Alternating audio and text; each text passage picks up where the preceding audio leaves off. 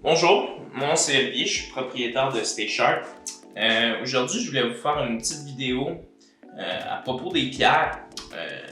Ça me revient souvent comme question, en fait, quelle sorte de pierre je dois utiliser pour mes couteaux japonais ou pour peu importe quel couteau. On va essayer de démêler ça ensemble aujourd'hui. En fait, il y a quand même une bonne panoplie de pierres chez Stay Sharp. Je tiens la gamme Morei.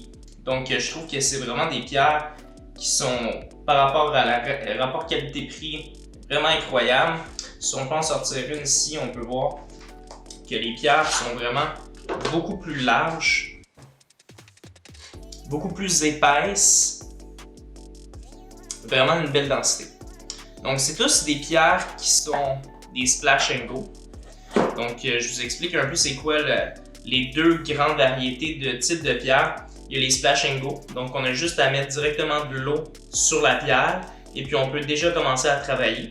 Puis ensuite, il y a les Soaking Stones, donc les pierres de trempage, qu'on doit nécessairement les faire tremper un certain nombre de temps avant de les utiliser. C'est sûr que au fur et à mesure que vous allez commencer à aiguiser, vous allez trouver votre propre technique. Des fois, il y a des pierres qui ont un feeling vraiment plus agréable que d'autres. Donc, moi, c'est la raison pour laquelle j'aime vraiment beaucoup ces pierres-là. Sont rapides, donc les passages que vous allez faire vont être vraiment moins élevés que sur d'autres types de pierres, par exemple. Ensuite de ça, le feeling que vous allez avoir, c'est vraiment, vous allez ressentir l'effet de la lame, de l'acier et de la céramique travaillée. Ensuite de ça, ce que j'aime beaucoup de ces pierres-là, c'est justement qu'ils ont une durée de vie vraiment plus importante que la moyenne des autres pierres sur le marché. Ensuite de ça, les Morei sont vraiment reconnus pour leur taillage de pierre naturel. Donc ces pierres-là sont un peu un mélange du naturel et de l'artificiel. Mais je vous rassure, c'est tous de la céramique. Donc pour revenir à nos moutons, je les ai catégorisés par ordre de grit level. Fait que donc par ordre de densité. Bref, on a la 500 ici, la 1000, la 3000, la 4000, la 6000, la 8000, la 9000 et la 12000. Donc, pour ceux qui ne savent pas du tout qu'est-ce que je viens de dire, en fait, c'est assez simple. Ça fonctionne grosso modo comme du papier à sabler. Fait que donc, on commence toujours par un grain plus grossier pour aller vers un grain qui est beaucoup plus fin. Donc, on va toujours partir, comme je dis toujours, au bas de la pyramide pour pouvoir monter dans les échelons et être capable d'avoir un travail impeccable. Ce que je vous dis, par contre, c'est pas nécessairement de suivre l'ordre de toutes les 8 pierres, une à la suite de l'autre pour avoir un bon résultat. Au contraire, on peut avoir des très bons résultats en jumelant 1, 2, 3 ou 4 pierres, une à la suite de l'autre, puis avoir un résultat impeccable. Donc, la pierre de 500 va être grosso modo pour faire du reprofilage ou de l'ajustement de tranchant. C'est sûr que pour un couteau qui est particulièrement émoussé, je recommande vraiment de partir avec une 500. Ensuite de ça, la pierre 1000, c'est la pierre d'aiguisage. Vous avez absolument besoin d'une pierre comme ça. C'est elle qui va maintenir le tranchant de votre lame. Ensuite de ça, toutes les autres pierres, on rentre dans les pierres de polissage. Donc, les finis vont changer au fur et à mesure qu'on va augmenter. Donc, c'est toujours bon à savoir de dire est-ce que la différence entre une 3000 et une 8000, est-ce qu'il y a une grosse différence? Oui, on va le voir dans une prochaine vidéo.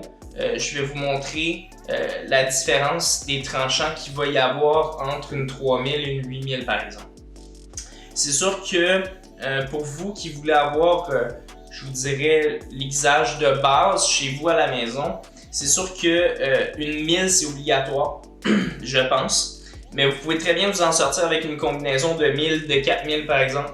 La troisième, la 3000 est quand même assez intéressante, mais par contre, si vous voulez aller futurement dans une pierre plus élevée, je recommande quand même de pas trop avoir un certain gap entre les pierres. Donc entre la 3000 et la 8000, il y a quand même un gros gap. Donc je recommande vraiment une pierre plus comme la 4000 ou la 6000, mais vraiment la 4000 est un de mes choix de prédilection. C'est avec la 4000 qui est un peu mon middle range stone. Donc la 4000, la 6000 ici, c'est une pierre qui va être un très bon fini. Donc on est près du fini miroir, si ce l'est pas d'ailleurs. Puis on est capable d'avoir vraiment un beau edge avec la 6000. Avec la 4000, c'est aussi possible. Cependant, il faut garder en considération qu'on n'aura pas une coupe chou avec le 4000. On va rester quand même sur quelque chose de décent, très décent pour le commun des mortels. Mais c'est une pierre qui peut être vraiment intéressante si on veut augmenter un jour vers une 8000, une 9000 et une 12000. La 6000, c'est quand même très intéressant comme produit fini. Donc ensuite de ça, la 8000, on est sur quelque chose qui est vraiment intéressant en termes de finition globale. À 8000, on est à un polissage relativement miroir, qui est probablement même à 100% miroir. Ensuite de ça, la 9000, on est sur quelque chose qui est assez similaire à la 8000, pour pas vous mentir. C'est aussi un très bon entre-deux pour ceux et celles qui veulent vraiment aller à la coupe chou, donc au rasage vraiment sans forcer la donne. Donc la 12000 c'est vraiment optimal pour ceux et celles qui sont un peu geeks sur l'aiguisage de couteau. Donc voilà, c'est la petite vidéo que je voulais vous montrer par rapport aux pierres. Il va y avoir d'autres vidéos sur l'aiguisage, bien évidemment, sur moi, les pierres que j'utilise par rapport à certains types d'acier, etc., etc. Donc, vous pouvez m'écrire en commentaire comment vous avez aimé la vidéo. S'il vous plaît, aimez la vidéo si vous l'avez aimé, la partagez. Mais je vous remercie beaucoup. Au revoir.